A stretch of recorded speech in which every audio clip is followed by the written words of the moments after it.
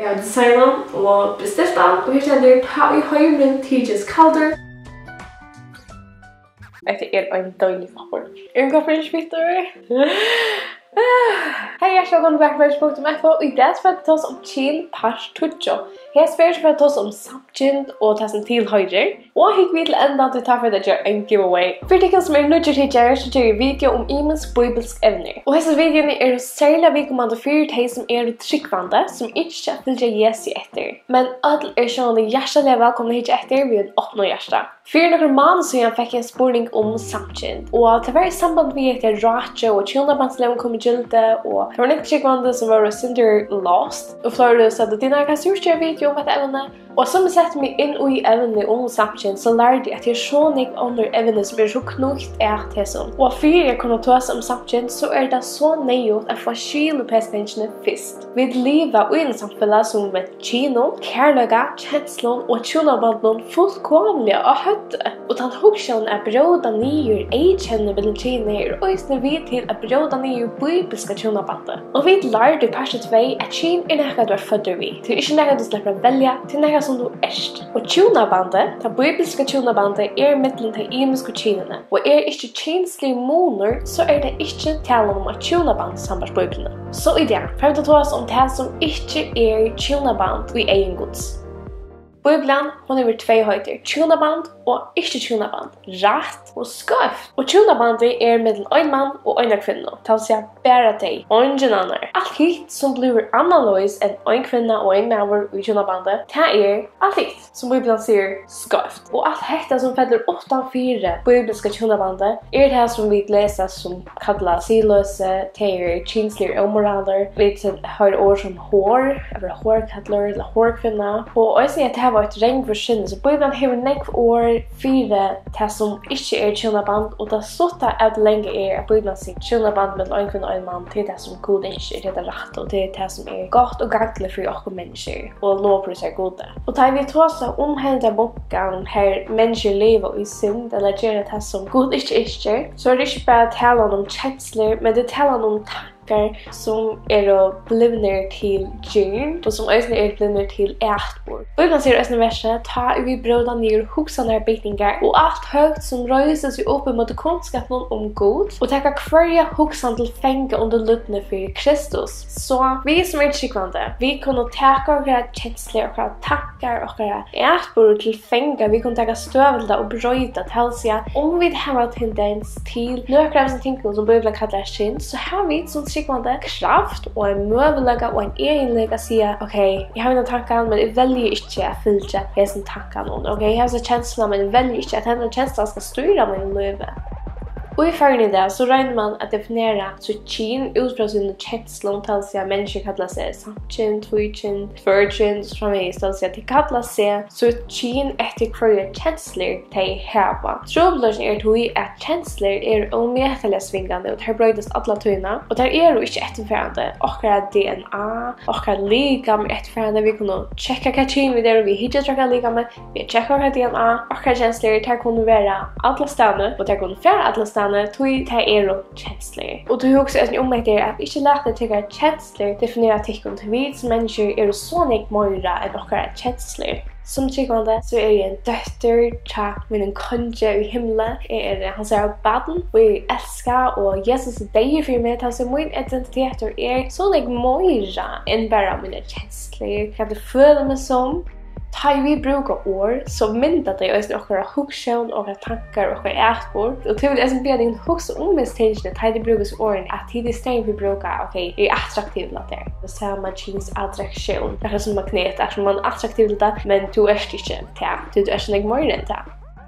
Så også ta så løsende tiltikker som hitja. Hvis du som hikker vantryggvande og kallar det samtidig, eller tvørgjendene, eller lygemidjeng, så har vi bare ofte å si av det, og det av jævlen så minnes vi evangeliet, og det gav gods til alle mennesker. Og det må til kyn, huerligt, kjensler, og hvordan man ser seg selv, at lygemidjeng. God elsker te, og god deg for te. Han god til tvina sin. Alle mennesker har synda. Lygemidjeng, det mysk, eller ljus, eller hva kyn de har, hva det strues vi, hva synd det strues stress vi. Så har vi synda, vi har öllast okkur, vi har huset skoift, vi har gjort okkur skoift, vi har sagt okkur skoift, öll okkur hava, og öll har bruk for Jesu. Det som viktig til okkur er at vi sier ja, det passar. Passar jeg har gjort okkur skoift med livet, Jesus er bruk for det her. Og det alt som vi har bruk for å gjøre. Resten er god. Så hvis du nu en tryggvande som strøys vi Samakyns-attraktión eller onker attraktion som ikke samsvar vi Bibeln, og du sagt ok, jeg strøys vi attraktionerna eller strøys vi tiltrekkingene, og jeg vet ikke rett. Hva så? Jag ska fortelle deg noe fantastisk. Ta vid du rundt tryggvande. Hvis tid virkelig har tid mot Jesu, så blir kraft Guds ui tekko. Og ta og i tid lesa ord Guds, så får kraft Guds. Hele andre så blir det at åpenbære deg sannlager ur Bibelen. Og Gud får åpenbære deg ting og sier, ok, hva skal jeg dina? Hyggelig det ned, jeg vet at du løyer til tøyer, så jeg ikke at du skal brøyde handelen etbolen. Og Gud sier ikke, la brøyde handelen etbolen, inntil du brøyde handelen etbolen, så du ikke snakker om det. Gud slett sjøys. Gud sier, så strøys vi etter, og skal jeg gjerne gjort på det dokumentet. Du skal ikke strøys vi det sammen, men det som vi får gjøre sammen. Gud, han sier rundt liv i okken, han hjelper okken. Og vi brøyde ikke okker etbol, fyrir at mun okkur frelsna, vi brøyde at for tøy vi hava FYLG frelsna.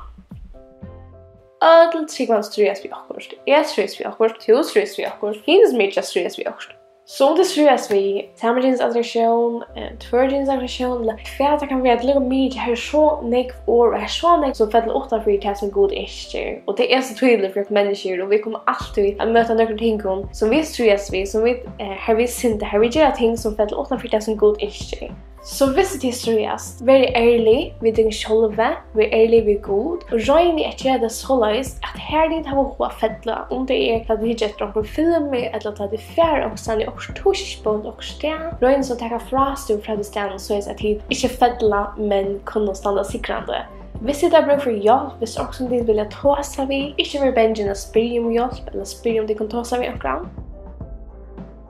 Og en spurningar som jeg fanger så ofta hva skal vi gjøre vi akkurat bibelske vidan i dagligdagen? Det stort Sverige bruk at denne bibelske vidan. Og nøkker tryggvande spurt meg sommer, kan jeg som tryggvande være modig å prøyde tjunabandslåna? Og ja, sjålvande kan du være til. Og nå hun kommet i jøkken, kan du være fyrre at prøyde den atle som hun vær. Sjålvande kan du til. Vi også mener at laknar tar av bøker, bløa og kanningar som tar takkar rå ur. Og dermed så viser seg kanningar og bøker at det sunt å røre seg. Og hesa samførelsene takkar tar visser og i politikk. Og tar ikke at folk skulle røre seg til det godt og sunt for teg og samfunnet, og det er også godt for teg som ikke tøymer å røre seg og bare vil leve inne og etter bom. Og det er også tøy at vi tror og idrottar dier og idrottar grønner og i skolen og arbeidsplassen. For akkurat som tryggvande, frelst, følger Jesus i etter, så Bibelen okkara super science laknabok. Vi tar ra ur henne. Bibelen sier okkur hva best for okkur, hva best for mennesker som hold, hva best for samfunnet. Og hese samfunn takkar vi okkur i politikk. Vi ikke at tjunabandet skal være mellom mann og kvinne. Så det det beste for mennesker, til det beste for samfunnet, til det beste for familiene. Vi ikke fosterdrekker, til vi trykker til det beste for samfunnet, til det beste for familiene, til det beste for barnet. Og det også det beste for deg som ikke sant vi akkurat. Just som vi lakner. Politikker snurrer seg om at avvirke gongdene i samfunnet. Ta ødelvi til å si sine hoksjon og sine meninger og ikke. Og jeg synes tryggvande som og to som ikke grunnet alle okkara meninger av Bibelen. Ödel mennesker har rätt att avvirka gångterna och i demokratiska samfunnet. Du har rätt som tryggvande att säga till dina mening. Du har rätt att avvirka gångterna och i samfunnet. Det är det som politiker snurrar sig om, att avvirka gångterna i samfunnet. Vinaband alls ikke det samme som politiker. Hva så om en vantrengad vinner sier der at han samkjender, tvykjender, hva gjør det så? Sverige lusta vel etter. For det første så viser personen her og meter det størst alit. Og det som viktig å takke for det at de døylene er så personligt vidt her. Og om man spyr til hva du sier til deg som tryggvande, så kan du svære på 2 hatter. En måte så det tydninger mye at du er åpen og ærligere og roligere. Du kan være åpen og si, ok, Bibelen sier at det ikke rett å leve ut livsstilen som samkjenter. Bibelen lærer at det rett i en god, sier en kvinne og en maver i kjønnebandet. Og alltid, som vi har snakket om, det spedder utenfor til skarpt. Og god sier at du kan elske henne så om et eller annet. Og som jeg trykker med det som Jesus lærersvenner som fylgjer på noen etter. Og vi tar ikke under vi tog som han tenker under. Vi kjølt om og de minner tester ikke alltid samsvar vi til. Du kan også svære ved å si, men Bibelen sier at vi er så nek mer enn akkurat kjensleliv, akkurat kjensliv, eller hva vi er tiltrekk til. Bibelen sier at akkurat identitet ligger i gode som skapte oss, som døg fyr i oss. Vantsikkende viner, lukka mykje hver der hvordan der ser ut, hvordan der blir seg at, så her var tørva omsorgen, og her var tørva to viser dem av Jesus. Så fortell dem evangeliet, fortell dem at Jesus elsker deg, at han er kommet at gjelda tørre synder. Og det er ikke tog at de har øyne synd som er så skøy, men det tog alle mennesker uten mål til hver der og først der blir seg at her var synda. Alle har tørre Jesus, og Eisini deg, og Eisini du. Alle mennesker har tørre virkjenne til synder og til bruk for Jesus. Og det er så tøyning med å fortelle dem om. Og ikke annet er så tøyning med enn å fortelle dem evangeliet. Og om en tryggvante vinner, ikke vantryggvante, men en tryggvante, sier at han er samkjender eller Samakyns-attraktión, så da tøyning med at man er åpen, man er ærligere, man er roligere. Det merker ikke at du grunder ut av dem og tar å huske om, men det er så tøyning med at man ikke blir ytterligere, men man leter sånne kjensler takke over til arbeid som god ikke gjør det til. Så lusta vel etter, takka for at jeg visste der og anlyd at døglen er så personligt vi tar. Og om du unngår og ikke føles tryggende å hjelpe dem om, så kan du alltid be omkring eldre komme og hjelpe deg å prate vi kommande som strøyes. Og det kan være godt at jeg får omkring andalige mentor eller vedløyere som kan hjelpe dem gjennom strøysetland, så jeg kan holde seg røyen. Granske Bibelene, granske de versene som tåser om misøsene. Bibelen er mettelig grøy, og det er ingen årsøk til å bli forvirret over eller nekka tog, men jeg har det spurningar i meira som trykker man kan gjøre vi vidt her. Det viktigste er at vi gransker evnene, vi sørger hva det synd, vi sørger hva det rett, og så sier vi at ok, det rette er det som jeg vil strømpe etter, det skøyva, ok, det er det som jeg røyner halde fra, det er det som styrer som mot det. For de som er vantryggende som styrer seg tingene, så er det viktig at jeg forteller dem evangeliet. Til Orgels er så åpent så grøtt om at mennesker som lever synd, færre fortapt. Mennesker som lever uten Kristus, færre fortapt. Beste bøyden som jeg har lest om samkjønnsløyga, det er Is God Anti-Gay. Og hun er så god, det kan lort som en ljåbok, og hun er god for det tryggende folk, for vantryggende folk, det er mer av å skrive henne, han er Samakyns-attraktión, men er tryggende og har valgt fra å leve ut livsstilen som samkjønner.